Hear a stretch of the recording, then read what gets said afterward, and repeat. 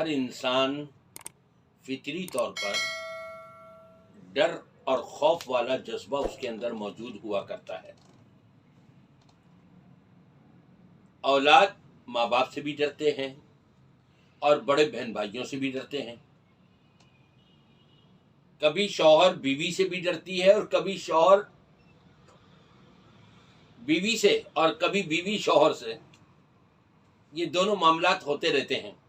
شوہر حاوی ہوتا ہے تو بیوی ڈرتی ہے اور بیوی حاوی ہو تو پھر شوہر ڈرتا ہے کہ آج کہیں میری پٹائی نہ ہو جائے. اسی طرح سے ایک دوست اپنے دوست سے،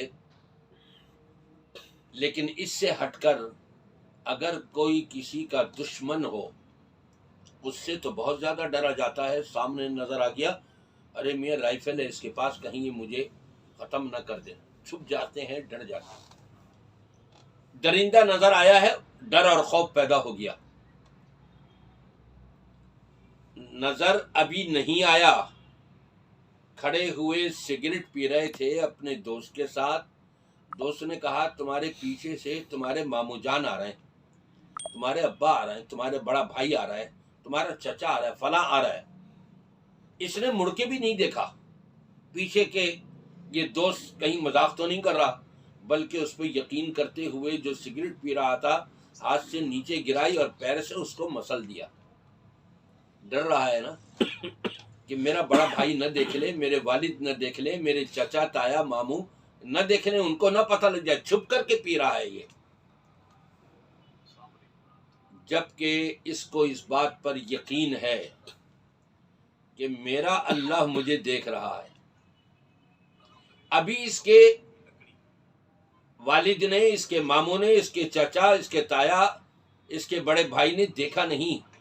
ابھی پیچھے بہت دور ہے، وہاں سے آتا ہوا نظر آ گیا دوست کو جو اس نے بتا دیا، اور اس کے اندر ڈر اور خوف پیدا ہو گیا کہ کہیں میرے فلاں کو پتہ نہ لگ جائے.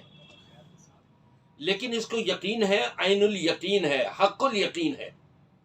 یہ جانتا ہے کہ اللہ مجھے دیکھ رہا ہے. یہ جاننے کے باوجود پھر انسان گناہ کرے، پھر انسان جرائم کرے، پھر انسان اللہ کی معصیت اور نافرمانی کی طرف دوڑ لگائے، پھر انسان اللہ اور اس کے رسول کے احکامات کو پامال کرے. بڑی عجیب بات ہے. اس سے بڑھ کر بدبختی اور کیا ہوگی؟ یہ جاننے کے باوجود کہ میرا اللہ مجھے دیکھ رہا ہے اور یہ پھر بھی اللہ سے نہیں ڈر رہا. ان کا حشر تو پھر جب یہ قبر میں جائیں گے اور جب یہ میدان حشر میں آئیں گے، ان کا کیا حشر ہوتا ہے یہ تو اس وقت پتہ لگے گا. لیکن جو اللہ سے ڈرنے والے ہیں، اللہ کا خوف اپنے اندر رکھنے والے ہیں، کوئی دیکھے یا نہ دیکھے لیکن ان کے دل میں اللہ کا ڈر اور خوف ہے. 5,000 کا نوٹ پڑا ہوا نظر آیا، یہ نہیں اٹھا رہا کہ میں اعلان تو کر نہیں سکوں گا سال بھر تک، تو یہ کہیں اور میرے گلے نہ پڑ جائے. اس کو غصہ تو آیا اپنے کسی بھائی کے اوپر، دوست کے اوپر، اس نے گالی دے دی تھی، لیکن اللہ کا ڈر اور خوف رکھتے ہوئے مجھ سے کہیں زیادتی نہ ہو جائے اس کے اوپر، ہاتھ نہیں اٹھایا، اس نے مقابلہ نہیں کیا. دیکھیں حضرت آدم علیہ السلام کے 2 بیٹے، ایک حابیل اور ایک قابیل.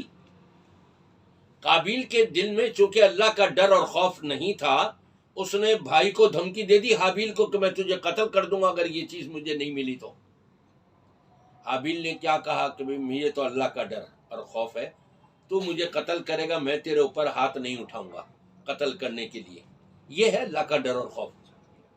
یہ ہے اس کو یقین کہ میرا اللہ مجھے دیکھ رہا ہے، میں اللہ کی نافرمانی کیوں کروں، میں کسی کو قتل کیوں کروں، میں کسی کی چوری کیوں کروں، میں کسی کی غیبت کیوں کروں، میں کسی کے ساتھ حسد اور کینہ اور بغض عداوت کیوں رکھوں، میں کسی کا حق کیوں ماروں. میرا اللہ مجھے دیکھ رہا ہے، قیامت کے دن وہ میرا حساب و کتاب لے لے گا. ایسے لوگوں کے بارے میں رب تبارک و تعالی نے اپنے کلام پاک میں کتنا پیارا اعلان فرمایا ہے. ان الذین یخشون ربهم بالغیب، جو لوگ اللہ کو دیکھے بغیر اللہ کا ڈر اور خوف اپنے اندر رکھے ہوئے ہیں. یہ معلوم ہے ان کو کہ اللہ مجھے دیکھ رہا ہے، لیکن انہوں نے تو نہیں دیکھا نا اللہ کو، اور نہ یہ دیکھ سکتے ہیں یہ دنیا کی آنکھیں. اللہ کو دیکھے بغیر، اللہ کی آواز سنے بغیر، یہ اللہ کا ڈر اور خوف اپنے اندر رکھتے ہوئے ہر قسم کی گناہوں سے اپنے آپ کو بچا رہے ہیں، محفوظ رکھے ہوئے ہیں. نمازوں کی پابندی کر رہے ہیں، رمضان کے روزے آتے ہیں، فرضی روزے پورے کرتے ہیں، صدقات و خیرات بھی نکالتے رہتے ہیں، قرآن پاک کی تلاوت اور تلاوت کے ساتھ ساتھ اس میں غور و فکر ترجمہ بھی پڑھتے رہتے ہیں.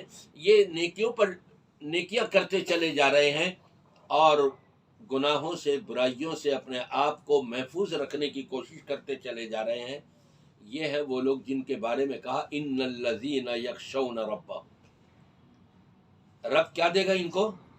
لہم مغفرۃ. فرمایا کہ بحیثیت انسان ہونے کے بتقاضۂ بشریت اونچ نیچ ہر ایک سے ہو جاتی ہے. کل بنی آدم خطاء وخیر الخطائین التوابون.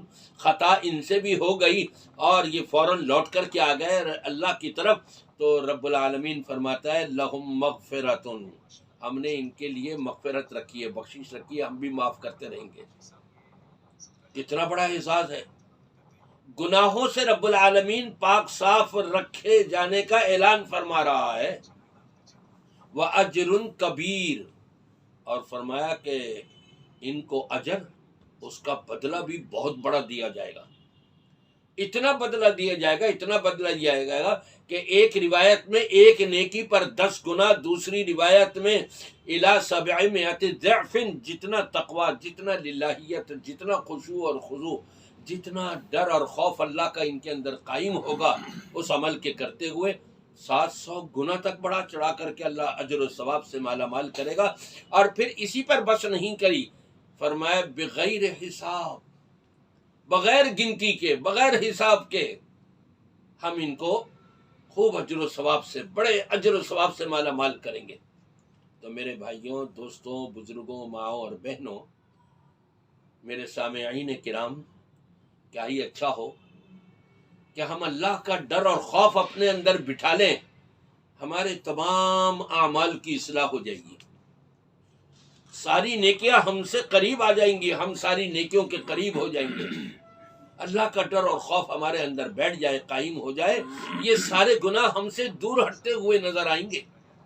اور پھر دیکھیں کہ سونے پر سہاگے کا کام، کہ رب العالمین کیا فرماتا ہے فَلَنُحْيِيَنَّهُ حَيَاةً طَيِّبَةً.